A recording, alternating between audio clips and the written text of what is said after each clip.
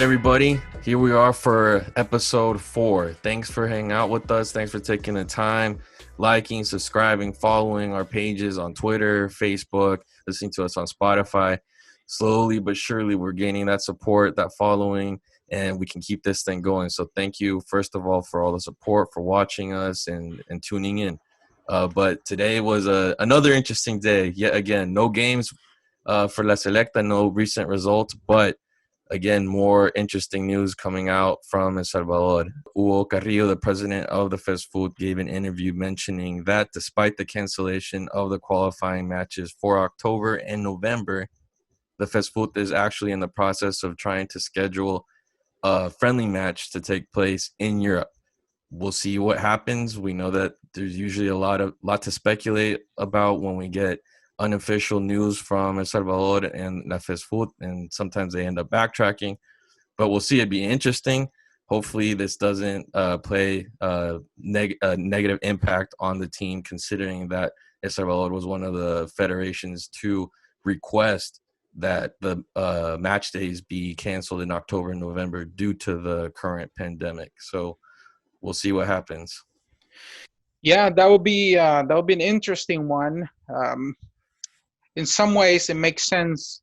When you think about Europe having started their tournaments on empty stadiums for a few months now, so they probably have all the logistics down, and it might be a doable situation for El Salvador. But like you said, it's hard to believe.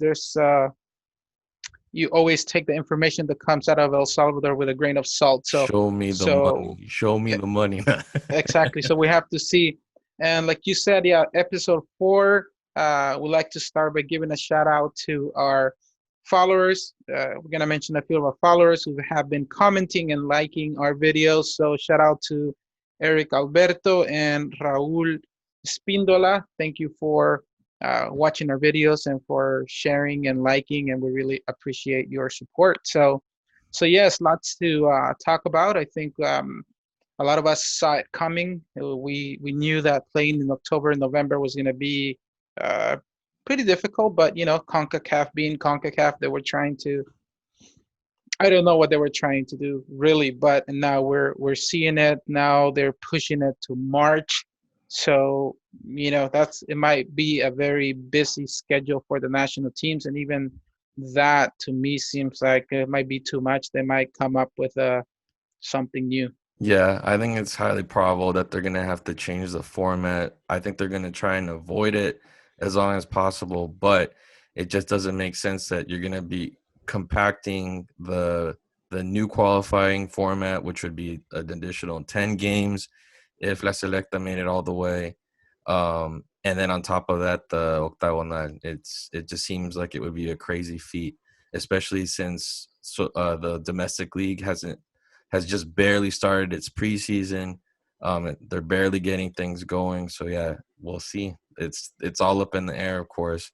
But I mean, it'd be nice if they got the match in because they've only had one so far. And it'd be a historic one too because they haven't played in Europe in years. Right. Yeah, I think it could be a very interesting match to play in Europe. We know that the national team comes to the United States a lot because this is where the money is. This is where the fans who can pay a good amount of money are. So perhaps going to Europe may not be as attractive in that sense. But hey, we're in a pandemic. People want to watch the national team. I want to watch the national team. So maybe you can, get a really good deal with TV rights and broadcast the game on, one of the major channels and make the money that way. Otherwise, it will have to be an investment from the federation, and we know that that's highly unlikely for the federation to invest in flying an entire team to Europe and pay for all the logistics. But hopefully something can be worked out, and I like to see the national team. Iceland would be a good team, I think. Playing in Iceland would be a good one. Yeah. Pablo's there, and I don't know, just throwing a name out there. Yeah, I have no idea or any info of where this possible match would be, but yeah, that seemed to be like a a pretty logical place. It would be during the match day for the Europe Nations League, so I don't know if it would have to be. It would have to be with a country that isn't participating, I imagine. So I don't know if it would be with one of the smaller countries that isn't competing, or maybe It it's not could, even a European team that they're just meeting on like neutral soil. right, or it could be one of those Spanish communities. I mean, it could be Catalonia national team. I mean, they have a very competitive team, so that would be an interesting match. Andorra, you never know. Yeah, So, Gibraltar, yeah, San Marino. Malta. Hey, anything right now. I mean, Yeah, seriously, we we're wanna all watch some jonesing, national man. team action. Exactly, we're all jonesing because there was only one match back with in January with Iceland, wasn't official, and that's where the FESFUT started turning things around in terms of getting those points for that highly coveted sixth place, and unfortunately, it didn't work out. But moving along, things are happening. There's definitely news. Another bit of news is the under 23 coach Rodolfo Goches. Was he fired? I guess it was basically pressured by the FESFUT to move on, and it seems that they've agreed mutually to part ways. Unfortunately for him, he didn't really get the ball going too much just because this pandemic affected the qualifying for the Olympics. And obviously, you had experience with him, being in contact with him, trying to get him in touch with options abroad. If you want to talk about that a little bit, and what was it working with him, and do you think this is a loss to the Sub-23? You know, like you said, unfortunately, we didn't really get to see much of his playing style. We didn't really get to see what he did with the team in the months that he had to work with them. As a person, you know, I did dealt with him quite a few times. We talked about possible players from abroad. You know, some of the players that I found who could potentially go down there and reinforce the national team. He seemed like a very nice guy, well spoken, really supportive. He actually helped me personally to get the ball rolling with some of the paperwork for one of the players. So he definitely showed interest, and he seemed to have had a very clear plan and path and where he wanted to go with the national team. So it is unfortunate that these things happen in El Salvador. I Yeah, don't another really victim. know.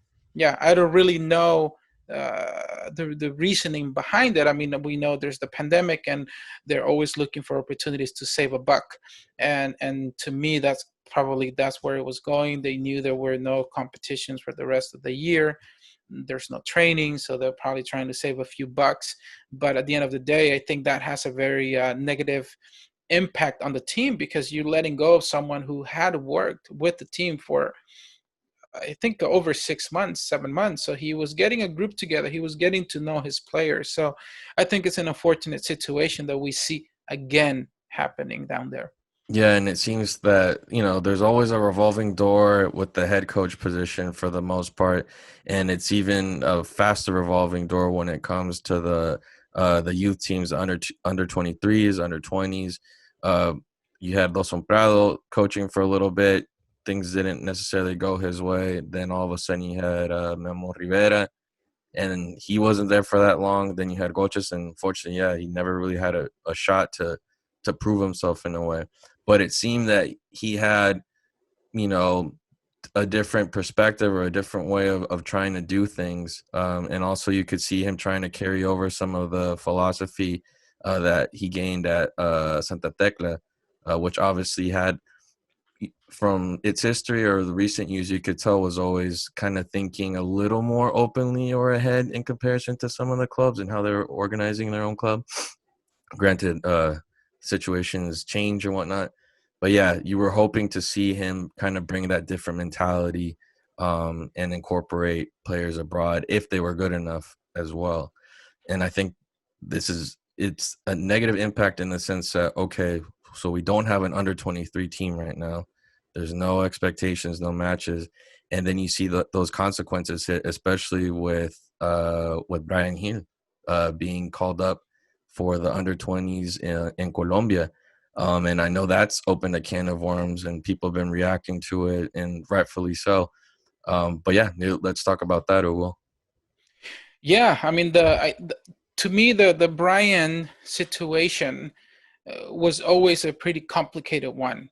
And I think it's very important to know the process, to know the legality of the process and how it works. That's number one. And number two, we don't know how the federation was handling the situation necessarily. So I'd rather not speculate and attack the federation. I know that there's a tendency to believe that the federation is not doing their job. Obviously, they don't have the best track record, but in the Brayan Gil case, I happen to know some of the process, how it works.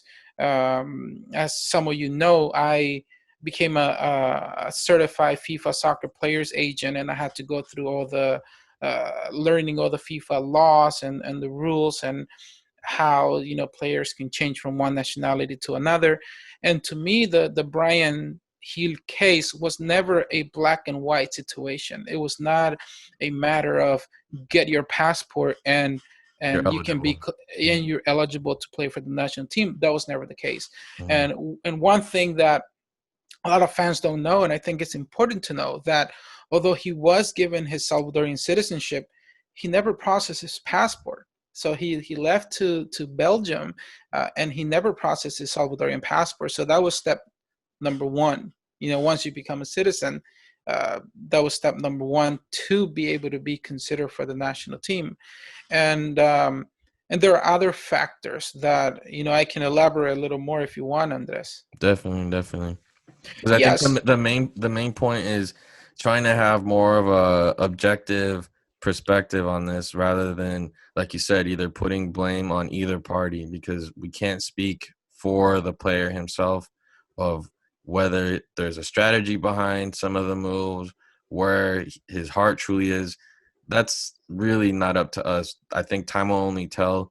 And there's also other factors that, even, let's say, even if he were truly wanting to play for El Salvador, there's legal issues to deal with in terms of the nationality and the association change. And then on top of that, there is no under 20s team right now. There is no under 23s team. And the national team technically isn't going to see action till March. And if someone else comes calling and has a concrete plan, what are you going to do? Wait for uncertainty, or what? So, I mean, Right, right. And just to elaborate a little more on that situation. And again, this is just my personal opinion based on the information that I read and my own research. This is not something that I know from official sources. But one thing that is important to point out is that Brayan had just turned 18. So, as a lot of the FIFA rules ask for a player who's acquiring a new nationality to have lived for 5 consecutive uninterrupted years in that country where he wishes to represent or make that change. But those 5 years began at the age of 18. So right there, you see that things are a little complicated, except he has just turned 18. So that takes it back to a special permission by FIFA. I mean, a lot of people might say, well, Ansu Fati was a similar case. He was given the Spanish citizenship, and then he could play for the national team. Obviously, the Spanish Federation has a lot more presence and in FIFA, so who knows how that went? But it is a protocol where it has to go through FIFA.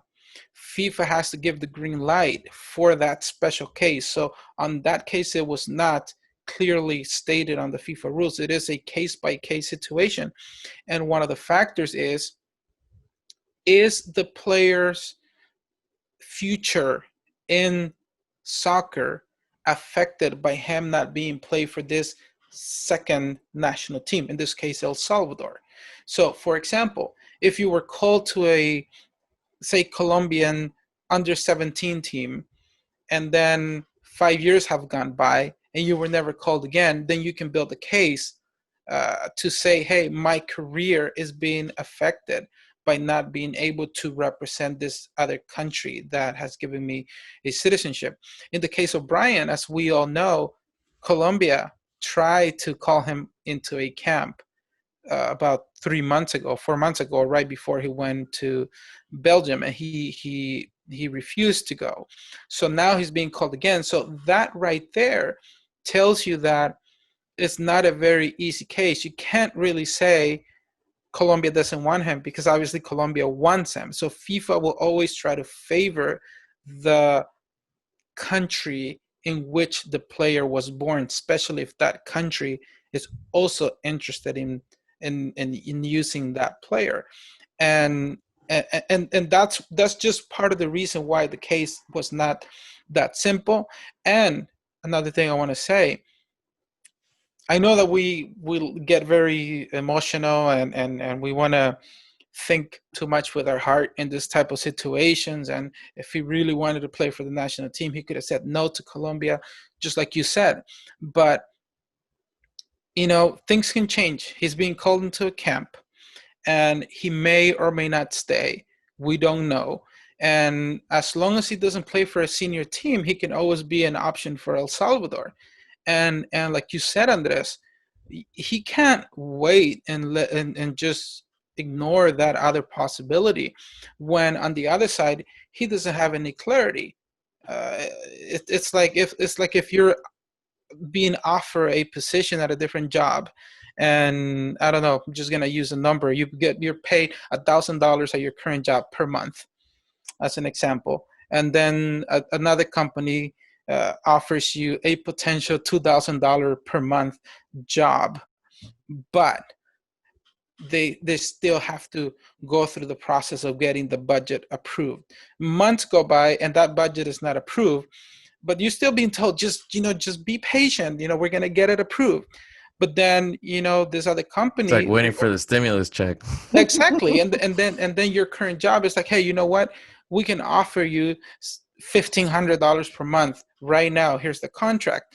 I mean, are you going to keep waiting for the other, I don't know, potential possibility, or are you going to go for what's secure, what's in front of you? And I think that's the case with Brayan. Colombia was offering a call up, an official call up Yeah, they into a have camp. stuff going on. I mean, Exactly.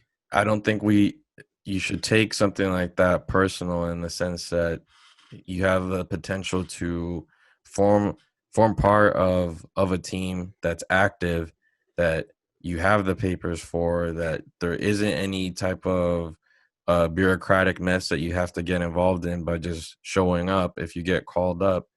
um, and we can't judge him for that. I mean, this it's funny how there's always like this weird complex that comes up whenever there's players that have either dual nationalities or more nationalities, that have the possibility of playing for El Salvador, and there's almost like this resentment each time there isn't this immediate response or of approval by players, right? Hmm. Um, and I think up to a point, it's unfair, because we don't know how that player has been raised in terms of how they see the country, the connection with their culture. On top of that, you don't know if their goal has always been to play with one national team or the other, especially if they've been involved with the youth process. It's like you're building up towards something if you're in ODP or the youth teams, let's say here in the United States, right?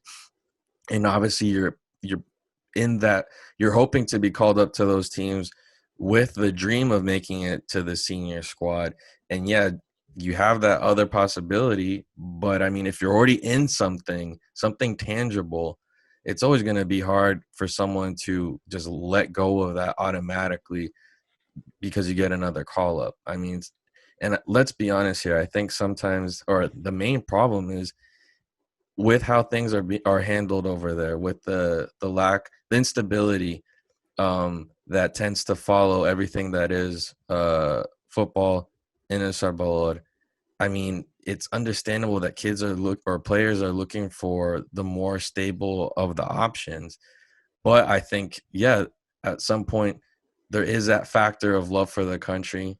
But also players have to look out for their own best interests. It's like you said, like a job, it's your career. And I think it's really easy for people to try and get inside these players' heads or speak for them or automatically assume, oh, they look down on El Salvador, they don't care about El Salvador.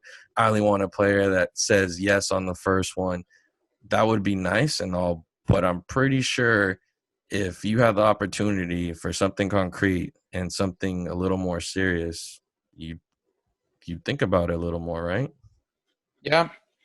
Yeah, I think you basically summarized everything that I have experienced in the last 10 years. And a big reason why I don't jump into any conclusions or judge a player that is not ready to accept the Salvadorian call-up. It's not a matter of, hey, the Salvadorian Federation said they want to call me. Yes, I'm going to go. No, you have to think about, one, they were born and raised. Let's use the United States as an example. Born and raised in the United States. You've been part of the ODP since you were 9. And then you've been called to the under 11, the under 13, the under 16 national teams. You have developed an identity. You're identified with the United States national team. They have, whether that's through an academy, whether that's through the United States Soccer Federation, they have invested in you, in developing you as a player. So it's not a very simple decision to just say, hey, I'm going to go play to this other country where my parents are from, when you have this other country that has basically given you everything up to that point. So, and that's when I say that, I'm not saying that they don't have any love for El Salvador. A lot of you will be Exactly. surprised to know how much they love El Salvador, but we have to be, we have to understand that it's not a very simple decision. And this is why I've said over and over again, we need to learn, or the Federation needs to learn how to handle those situations better. Maybe not make it too public.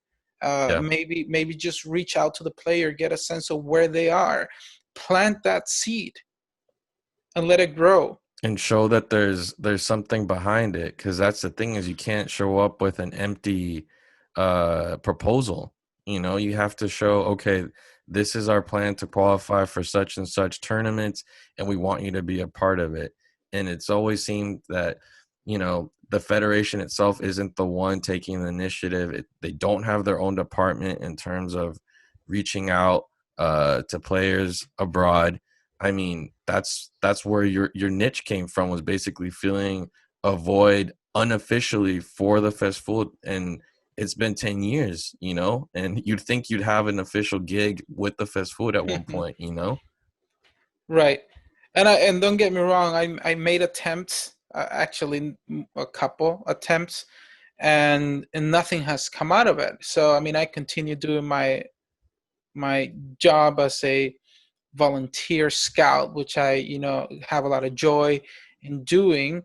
But yes, I think any other federations do it. I don't know if I mentioned this in previous episodes, but I have a friend who reached out to me. He's Chilean.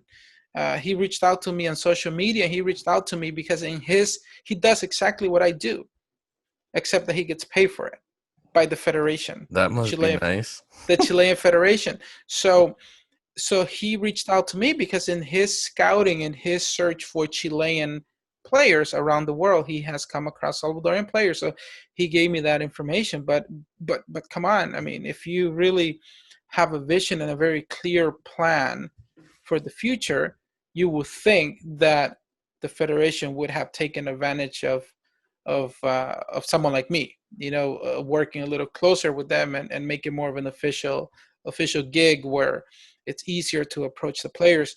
Luckily for me, I've been doing this for so long that I think I have kind of earn myself a name out there that people kind of know who I am, and they open up and they talk to me, and I approach them in the same way that I'm talking here.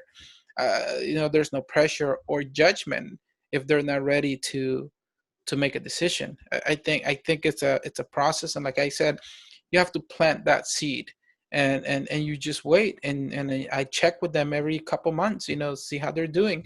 Eventually, if a player hasn't been called for a national team in 3 years, I think that's a pretty clear indication that you might want to take a different route. And it doesn't mean that, hey, they were looking down at El Salvador. No, like I said, first they were trying to wait for that national team who supported them since they were kids, or that federation that has been contributing towards their education um, in soccer.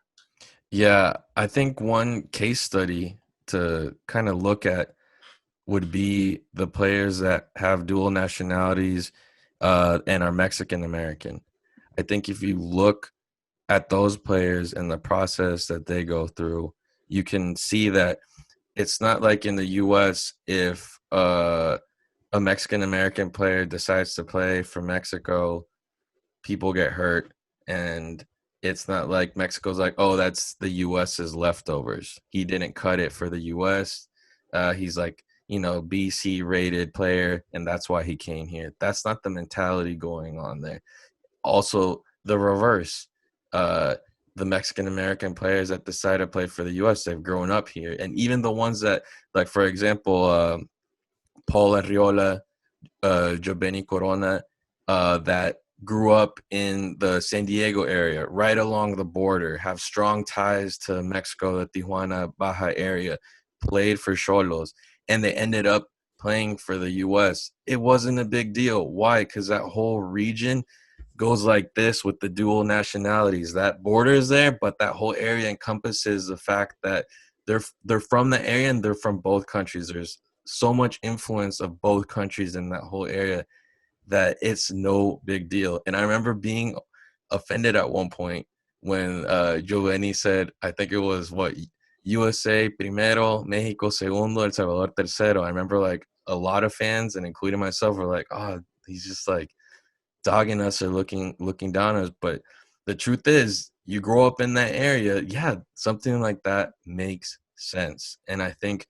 hopefully, what the federation should look forward to in the future is if they're able to create some type of sustainable plan, something stable, that players with dual nationalities elsewhere, it's just a matter of them picking which one works the best for them, or who got there first, who made the best offer, instead of thinking that the ones that decide to play for you are these washed out players that the US doesn't want, and you're automatically looking down on them or dogging them by deciding to put on that blue kit. And I think that's not an easy decision to take no matter what. And it is weird that there's this negativity to even choosing El Salvador. Imagine that. And I think that's the mentality that needs to start changing, where, okay, if you want players to have a harder time picking their affiliation, their national team, you got to have a serious project. You have to have something stable. You have to have something concrete.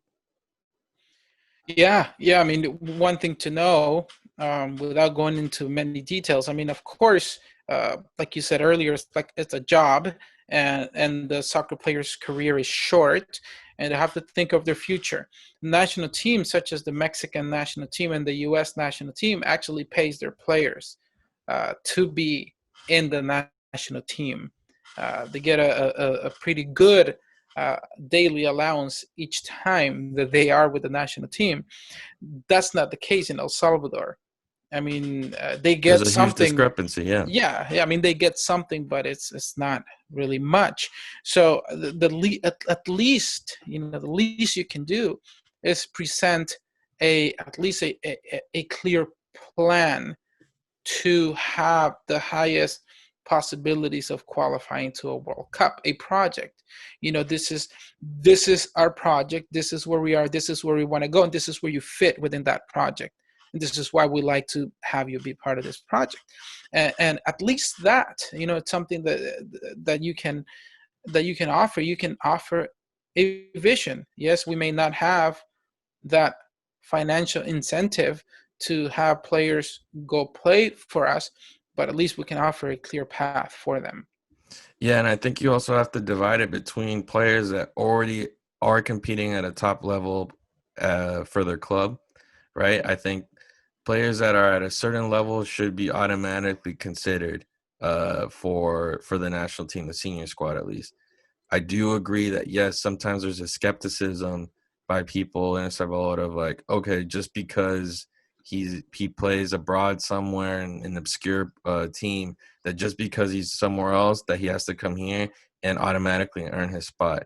I think that's something that has to be developed internally. This protocol of okay, how are we going to handle the talent abroad, and if their talent is in question, right? Or we need to see them and we can't. And are you going to bring them here? Are you going to send scouts over there? That doesn't exist. So there's just this quagmire in terms of what could be a protocol. And then all you have are doubts by players, their families, and a skeptical press because there isn't this established protocol. And they're saying, well, this is fishy. Does this guy have like a connection in the federation? They're just, putting him in just because he has connections, or is it due to merit? I think there has to be at some point, hopefully, obviously, right, that there would be some type of protocol. So then you have that trust that, you're calling players that have that process. And if they make it through that vetting process, that tryout or whatever, if they need it, that they've earned it. So yes, if you look at players like Richard Menjivar, who was chosen from out of the camp that I created here in LA, we had 3 games, 3 very competitive games for that level. We play against LMU, we play against PDL teams, we play against the Chivas USA Academy. So we played games that were competitive enough to see their potential. After that, they were called to go to El Salvador and play against, I think, Puerto Rico. So they went through a process. It was not like, oh yeah, we're going to call this player because so-and-so is recommending them, which is something that I've never done. I never recommend. I just, present, I show them, here's a player, here's videos, and this is what he's done. These are his numbers, and then they can make their decisions. But that's at least some path that we could take, some protocol. Okay, there's a group of players in the U.S. Let's put them together. Let's organize some friendly games, and let's see what they have. Or you bring a national team from over there, and then you create another national team here. Both can play friendly games, and then you can see where they stand. When they compete against their peers. And if you're not convinced yet, then you take them down to El Salvador and you have them play other friendly matches. But yes, we don't have a protocol. And, when a player is already part of a well-known team, even if we're talking MLS, if you already play MLS and you've been previously called to the U.S. national team camps, it's going to be a difficult job to get them to switch over. But those are the players that, the federation they don't really have to think about it much. If you play in MLS, come on. I'm not saying that MLS is like the top league in the world, but compared to what we have, it is a very highly competitive league. So when you're talking about the youngsters, U16, U17s, U20s, yes, it makes sense that they have to go through a process of seeing them in person. And you have to do that process. I think historically in El Salvador, and this is the criticism that comes out of the Salvadorians, I think, and some in the U.S., some Salvadorians in the U.S., living in the U.S. or born in the U.S., that historically, prior to when I started doing this, because if you look at the cases of players that went to El Salvador from the U.S. prior to select the talent, there's a few cases. I think Waldir Guerra grew up in Houston, if I'm not mistaken. He was one that kind of went from the U.S. to El Salvador. Carlos Mengíbar Jr. was another one who was playing college soccer here and was called. Those are just some of the few cases of players. You can count them, count it with just a couple of players. Now, obviously, every time there is a qualifier coming up for the youth teams, they always look at the U.S. What can we find over there? Can someone organize a camp? So I think that for the young players, they do have to go through the process of scouting, and we just have to give them an opportunity and create a plan to capture as many of those as possible. And it's not like every player that comes out of the US or Europe, it's not like they're going to be superstars. You have to Automatically they're gonna leave, a local player without a spot. I mean, those positions are earned.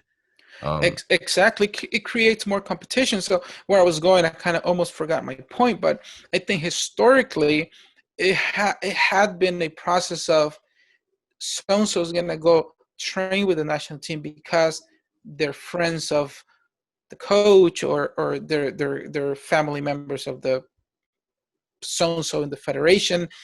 And then you end up with these players that may leave a lot to be desired, and that creates a bad reputation for some of the other players who have earned an opportunity. And those players are the ones that are part of U.S. academies, a university, or even like a USL team. I think those players are worth looking at. Definitely. And I mean, all you can do is hope at this point. I know that you've actually put things into action. I know a lot of fans appreciate the work that you've done, because it's gone from hoping or passivity to actually at least trying to navigate and work with the federation and be that link. And speaking of that, do you think you could give us an update maybe on Enrico Hernandez and what that process, the stage in that process right now? Yeah, Enrico is a very good case to look at. Before I go into where the process stands, he's 19, and I reached out to him when he was 18. And last he was called for the Netherlands, it was an under 17 team. And this is a guy who didn't hesitate to say, yes, I want to play for El Salvador. And yet I read some things about, yes, he's saying that because he doesn't have any options with the Netherlands. Okay, that may be the case, but this is a guy who had just 2 years ago been called to the Netherlands national team, and he's moving up the ranks in Vitesse. So this is not a guy whose possibilities with the Netherlands are completely closed. That I don't see it that way, but yet he's a guy who said, yes, I want to play for El Salvador. And I think that's something to consider, something to look at, that there are players out there, and we're not talking the United States where you have a lot of Salvadorians, a lot of Latinos. We're talking a guy who grew up in the Netherlands. I mean, come on, it's not like you have a lot of Salvadorian influence there. So where we stand, so I started helping him, working closely with the Salvadorian consulate in the Netherlands. I started helping to get the ball rolling with getting his passport. And the process begins by having his father, who's the Salvadorian one in this case, get his Salvadorian paperwork up to date. And he needed an updated birth certificate, which Goches helped me get, U23 Goches. I forgot it, Rodolfo. Rodolfo personally, we talked, and he asked me for documents. I sent him documents over to El Salvador, and basically we got the ball rolling. So in Enrico's case is now just a matter of he's at the stage where he can apply for a Salvadorian passport. First, he needs the document that is currently in El Salvador. So it needs to be somehow needs to get over to the Netherlands to do the process there. Or if he happens to go to El Salvador because the federation calls him up, he can get it done in a day or two. So this is, something that might get a lot of fans very excited, but that's basically where it stands. It's a matter of if he's down in El Salvador, it can be done in a day or two because everything else has already been done. So he's basically the player who's closest to being 100% eligible to play for the national team. And of course, that's only if one of the coaches wants to call him. And that would entail then, if he didn't go to Salvador, because obviously travel is an issue, who would have to send those documents? Would they have to do it on their own, basically, without the support of the federation, or what's that looking like? The way things are now, yes, it will have to be a family member who will have to go pick it up and mail it over to the Netherlands. Or basically, that's where we left off prior to COVID, because if some of you remember, Rodolfo Goches wanted to call him, and basically where it was, first of all, he had to pay for his own ticket, so that's To the get to downside. Salvador. To get to El Salvador, he once he got to El Salvador, he had 1 day to get it all done, and Before the basically final list was due. it was, yeah, before the final list was due to CONCACAF. So it was a huge risk for him to go over there and possibly not being able to make it to that list due to the timing of the situation. So as a result of that, the documents stayed over there, but the consulates do have a protocol in which they can basically get that registration over from San Salvador to the consulate in the Netherlands, and then at that point he can go to the consulate and begin processing his passport from over there. But then when you do it that way, it does take much longer. But in El Salvador, it could take a day or two. It could take probably 2 months if it's done from over there. So what it seems like is it would have to be a matter of the FESFUT kind of taking some sort of, not at risk, but I'd say they'd have to be on their part to call him up as a pretense for him to fly in country and then just finish up with the bureaucratic side of things and then just be eligible, right? I think that would be the best way to do it. Now with COVID, I have try to get things rolling so that it's done the slow way, but at least it's moving. Distance, yeah. Yeah. So, but yes, that probably be the best way to go. And now with the rumors that the index might be supporting this type of situations, we have to see, but it might be something that can help someone in his case. Yeah, I think it would just be so helpful if there were some type of department within the FESFUT, or let's say some type of branch in the sports ministry of being able to facilitate that type of process and just basically open the doors a little more for foreign-born athletes, not just football players. So hopefully that's something that works out for the future. All right, everyone. So that's it for episode number 4 of the Corner Blue. Thanks again for following us, our social media, the Corner Blue, Facebook, YouTube, and Spotify, Twitter. We have yet to get our Instagram account, but we're going to get there soon. Promise. So, we'll get there. Yeah. So thank you for tuning in, and we look forward to the next episode. Andres, anything else before we leave? Yeah, I just wanted to give a shout out to anybody in NorCal because I'm out here, and hopefully you're staying safe with all the fires, the smoke. It's like stepping on into Blade Runner out here.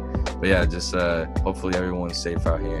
Definitely stay tuned because we'll be having an episode coming out as well next week with our second special guest, and we'll be announcing that sometime soon. Again, thank you for all the support, listening, commenting, liking, following. And the main thing is we just want to keep this going, have fun talking about the team we love most, and maybe the one that causes the most headaches as well, but we can't stop loving it. Anyway, have a good weekend, And take it easy, guys. We'll see you next time.